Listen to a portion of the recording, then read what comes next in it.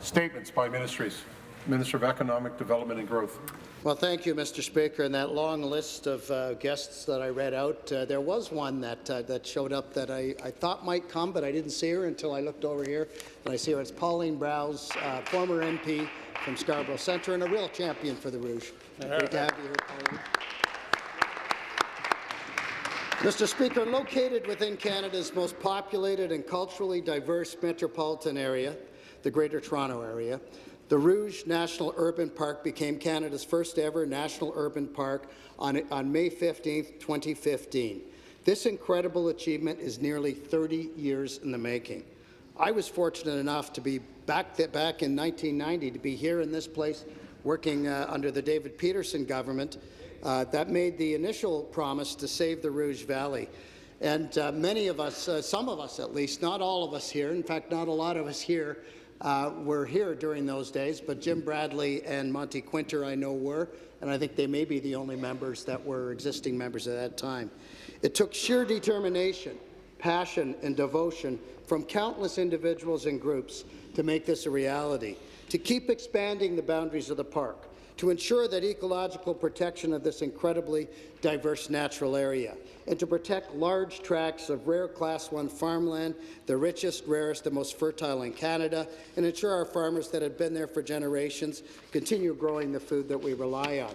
This was really a team effort, Mr. Speaker, and I want to acknowledge the groups, many of which some of the representatives I've introduced today, and I've got to tell members it's a long list. There's CPAW's Wildlands League, World Wildlife Fund Canada, Ontario Nature, the Weston Foundation, Participaction, the Greenbelt Foundation, the Waterfront Regeneration Trust, Park Bus, Earth Rangers, Across UHOP, the Greenbelt Council, the Rouge Park Alliance, Altona Forest, Landover Landings, 10,000 Trees for the Rouge, Toronto Wildlife Centre, Nature Canada, Canadian Wildlife Federation, Markham Historical Society, West Rouge Community Centre, Outward Bound, Rouge Valley Foundation, Green Durham, Park People, to name a few. There's obviously the Save the Rouge Valley Systems and the Friends of the Rouge.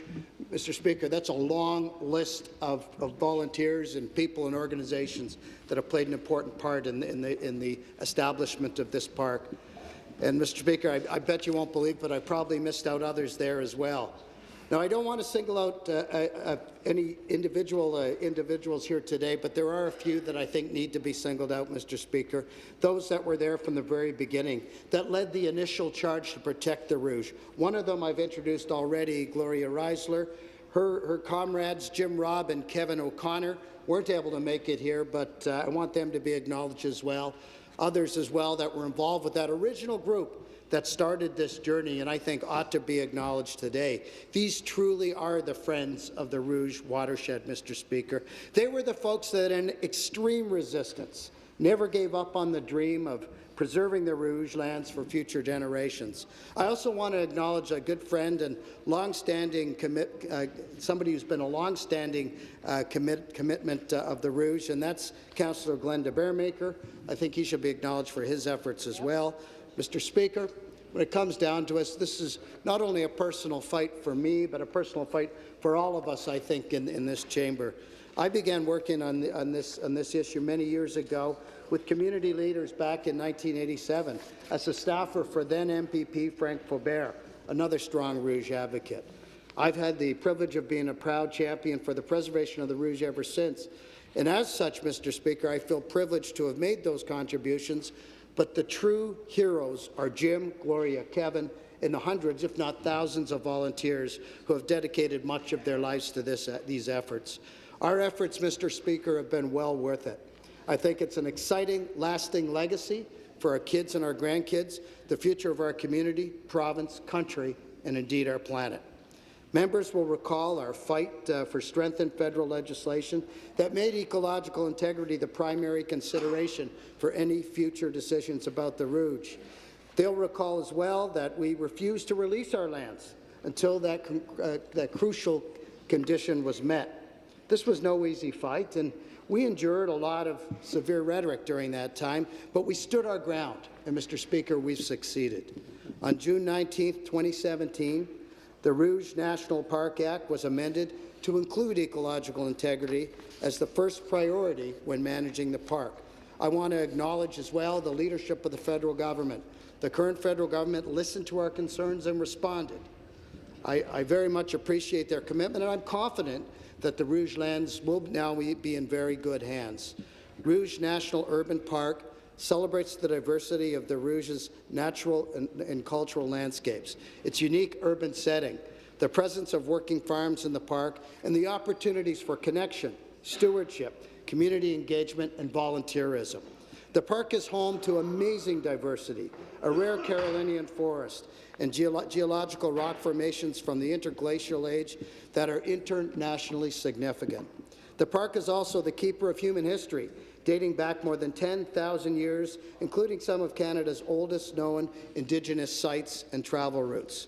Mr. Speaker, last Saturday, we also launched an exciting new app, free to download for anyone, that will be the definitive guide to the Rouge National Urban Park. In 2016, a collaboration with Parks Canada and a team of students based at UTSC's entrepreneurial incubator known as The Hub began working on a standalone app to illuminate the wonders of Canada's first ever national urban park. Those students are here with us today, and I want to thank them for their leadership and ingenuity, creativity, and entrepreneurship. It's really obvious, Mr. Speaker, the next generation is already stepping up to celebrate the treasures of the Rouge. I can't wait to check out this new app and take a walk through the Rouge with it. Mr. Speaker, despite our success to date, it's also important to note that our work is not yet done. We have to continue to work together to ensure the ecological health of the Rouge is preserved. We may be passing on the custody of the Rouge Park, Mr. Speaker, to Parks Canada, but the responsibility to ensure that the Rouge is protected and enhanced for future generations rests with each and every one of us in the province of Ontario. And so, Mr. Speaker, we have much to celebrate today. The Rouge National Urban Park is a triumph for each and every one of us, and today it is a reality. Thank you, Mr. Speaker. Thank you.